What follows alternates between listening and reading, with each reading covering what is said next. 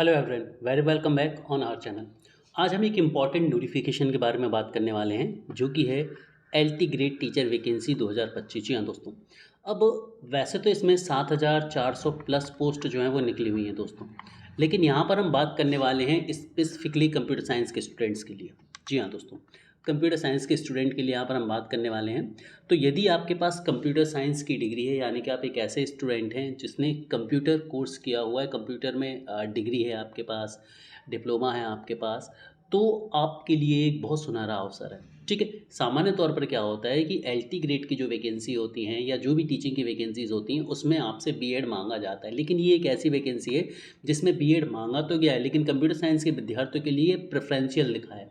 Preferential का मतलब ये है कि ये कंपलसरी नहीं है, यदि आपके पास है तो भी आप अप्लाई कर सकते हैं, नहीं है तो भी आप अप्लाई कर सकते हैं। फ़र्क सिर्फ इतना होगा कि ये प्रेफरेंशियल है कि यदि किसी के पास है तो उसे प्रेफरेंस ज़रूर मिलेगा। ठीक है, तो एक बहुत बढ़िया वैकेंसी है। अगले 10 मिनट में हम इस नोटिफिकेशन को डिस्कस करने वाले हैं। तो यदि आप एक कंप्यूटर साइंस के स्टूडेंट हैं तो और आपकी उम्र 40 साल के अंदर है तो आप इसके लिए एलिजिबल है। तो फटाफट से हम इसे देखते हैं। तो यदि हम बात करें सबसे पहले ये वैकेंसी किसकी है, तो ये ऑर्गेनाइजेशन जो है ये Uttar Pradesh public service commission UPSC ने इस वैकेंसी को लॉन्च करा है।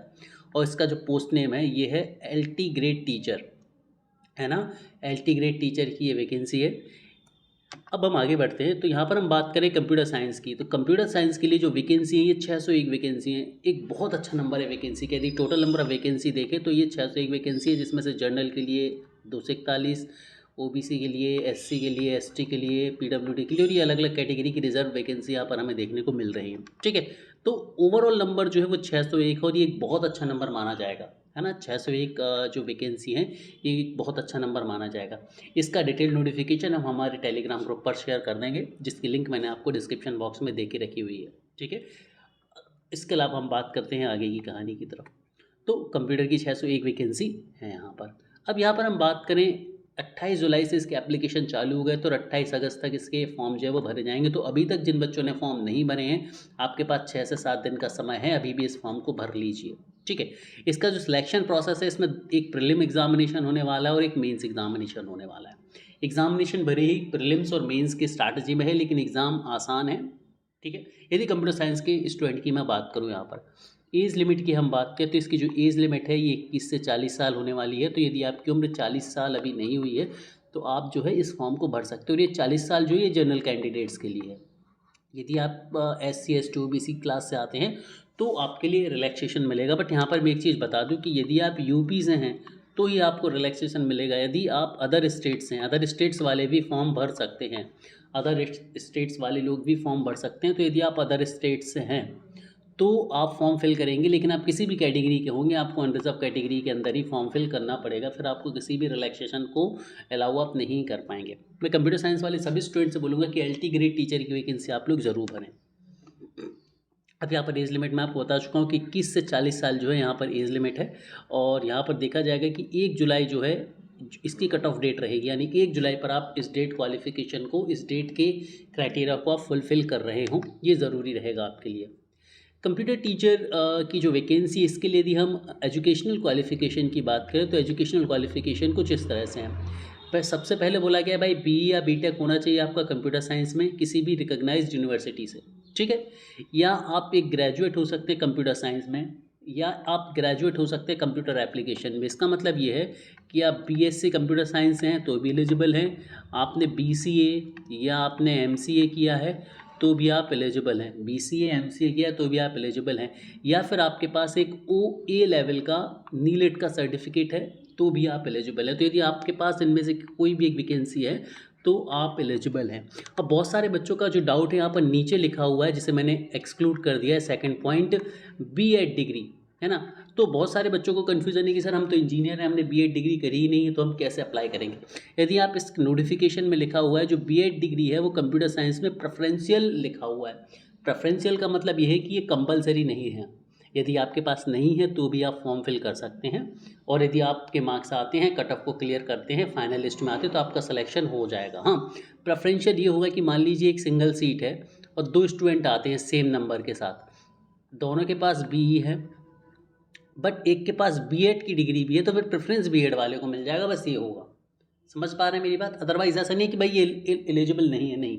अब मान लीजिए सारे लोग इंजीनियरिंग वाले सेलेक्ट होते हैं, उन्होंने बीएड डिग्री नहीं भी करी है, तो फिर वो सिलेक्ट हो जाएंगे, कोई बड़ी बात नहीं है। तो बीएड यहाँ पर प्रेफरेंशियल है, इसीलिए इंपॉर्टेंट पॉइंट है। आगे बात करते हैं हम इसके पैटर्न की। तो देखिए भाई, इसका जो पैटर्न है वो है, पहले होने वाला है प्री, फिर होने वाला है मेंस।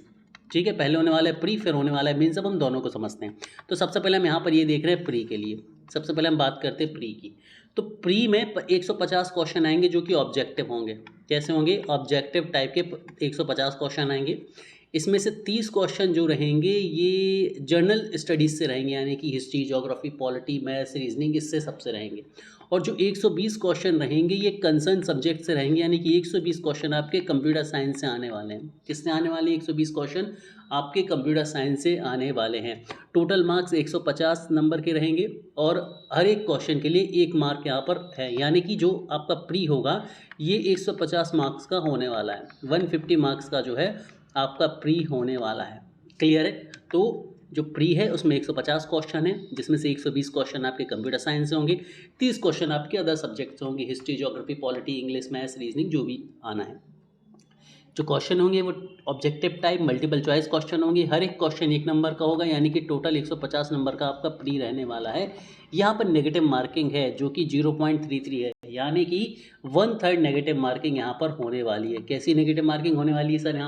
यहाँ पर 1/3 नेगेटिव मार्किंग होने वाली है। और जो आपको टाइम मिलेगा प्री के लिए वो 2 घंटे, यानी कि 2 घंटे में आपको 150 क्वेश्चन, 120 मिनट में आपको 150 क्वेश्चन जो है वो अटैम्प्ट करने हैं। ठीक है, 150 क्वेश्चन आपको अटैम्प्ट करने हैं। माफ़ी चाहूँगा।